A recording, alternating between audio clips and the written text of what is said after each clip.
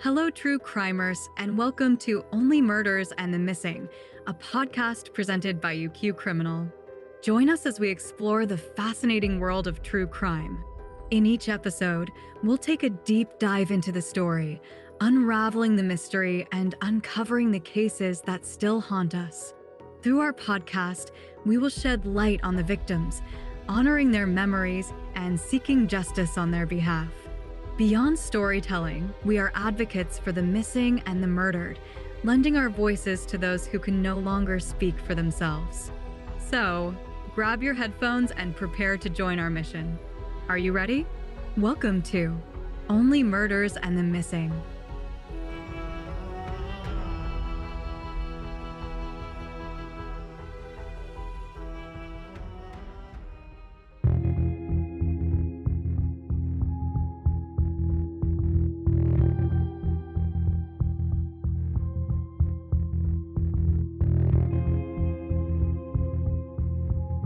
Episode 22, The Vanishing Babysitter, Evelyn Grace Hartley.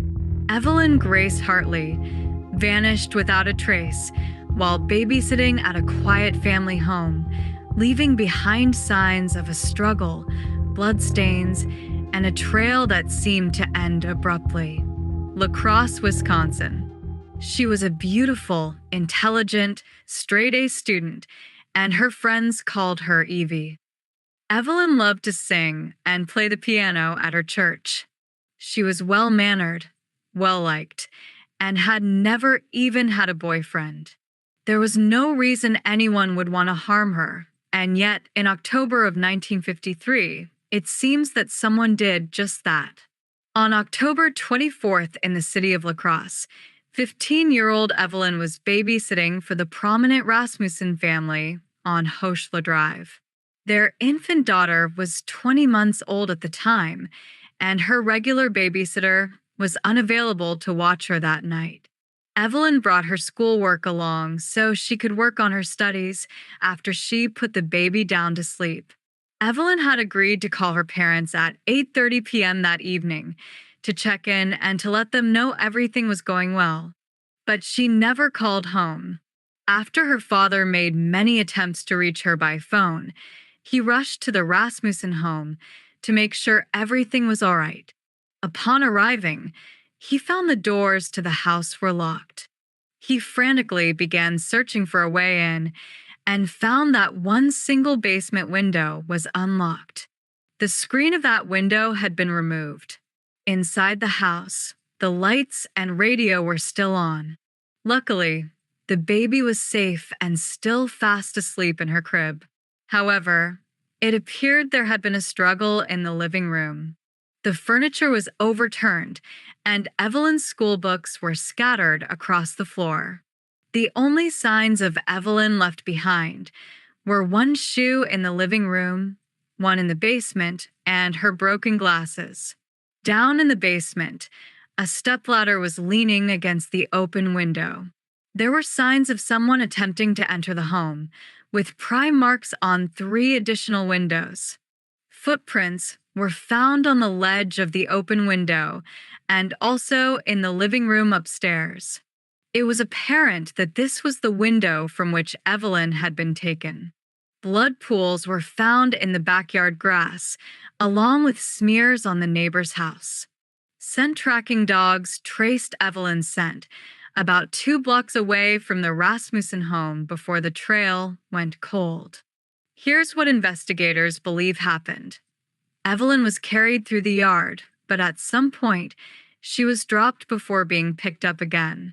Using the scent-tracking dogs, police followed her trail to Cooley Drive, where it seemed to just disappear. This led authorities to conclude that she was likely placed in a vehicle and driven away. Around 7 p.m. that same evening, a neighbor reported hearing screams but dismissed them as kids playing outside. Another neighbor mentioned seeing a suspicious car circling the neighborhood around 8 p.m., right about the time Evelyn vanished. Could this vehicle have played a role in her disappearance? 2 days later, a man named Ed Hoefer came forward with chilling information. He told police that, while driving, he was almost hit by a dark green, two-tone 1942 Buick, speeding west. Inside, he noticed two men, one driving and another in the back seat with a girl slumped over next to him. What's more, Hoeschler recognized these men.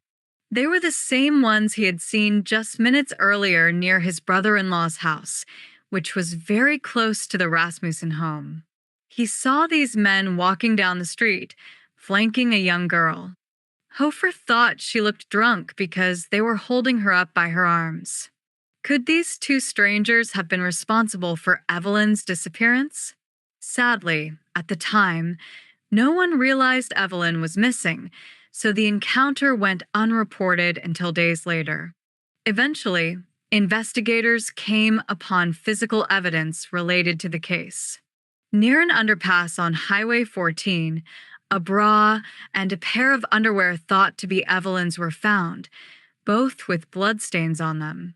A few miles away from where these articles of clothing were found was a pair of men's pants, also with bloodstains. And yet in another part of Crosse County, a pair of sneakers size 11 were found with bloodstains as well. The sole pattern on the sneakers was similar to that of footprints that were found near the home where Evelyn was presumably abducted. The blood on the shoes was the same type as that of the missing babysitter. The shoes contained one single hair, most likely belonging to an African American. Did these shoes belong to Evelyn's kidnapper? This specific type of sneaker was only sold in the states of Iowa, Wisconsin, Minnesota, Illinois, and Michigan. Investigators examined the shoes and concluded that the owner likely worked with machinery, possibly in a factory, and rode a motorbike. Interestingly, the shoes appear to have been worn by two people, one of whom had smaller feet than the other. Not far from the shoes, a denim jacket was found, also stained with blood that matched Evelyn's blood type. The jacket had small metal paint flecks on it, and a worn-out section suggested the owner frequently wore a safety harness. Was this the jacket of a killer? Despite numerous eyewitness accounts and crime scene evidence, no suspects were ever found. It has been theorized that the infamous killer Ed Gein may have been the perpetrator, but this was never confirmed by authorities. Gein was in the Crosse area, only a few blocks away from the Rasmussen home when Evelyn was babysitting. Although it is coincidental that a known killer was just minutes away when Evelyn vanished and was possibly murdered, there was never any evidence linking Gein to the case. In 2004, a man named Mel Williams came forward with a tape recording he had made at a bar back in 1969. Williams had been trying to capture the performance of a live band playing there that evening, but instead, his microphone unintentionally picked up a chilling conversation between two men. One of the men, Clyde Tywee Peterson, confessed to being involved in Evelyn's disappearance. And he didn't do it alone. He said he was joined by a man named Jack Galfair or Galtair and a third, unnamed individual. Peterson claimed that they murdered Evelyn and buried her body somewhere in Lafarge, Wisconsin. But by the time this lead surfaced, it was too late to question the alleged suspects. The unnamed accomplice had already passed away. Galfair had died by suicide on Christmas Day in 1967, and Peterson himself succumbed to a heart attack in 1974. Although authorities promised to investigate this further, no progress was ever made, leaving yet another dead end in Evelyn's haunting case. There are still so many unanswered questions. It is certainly rare for a case to have so much forensic evidence, yet none of it leads to a suspect. Was the perpetrator someone that Evelyn knew, or maybe someone that the Rasmussens knew? Had someone been stalking the teen? How did they know she would be alone at the Rasmussen home that night? Was this a crime of opportunity?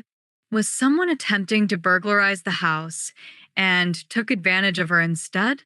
Evelyn Hartley has never been found alive or dead, and her case remains unsolved to this day. Nothing valuable was ever taken from the home, except, of course, the beautiful Evelyn.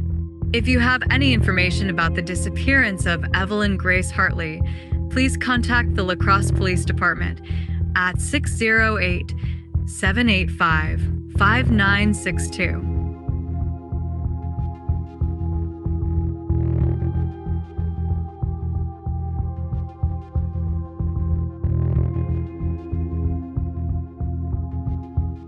Are you addicted to true crime? I'd love to hear your thoughts on this case. To connect with me and read more true crime stories, go to unquestionablycriminal.com, and I'll see you in the next episode.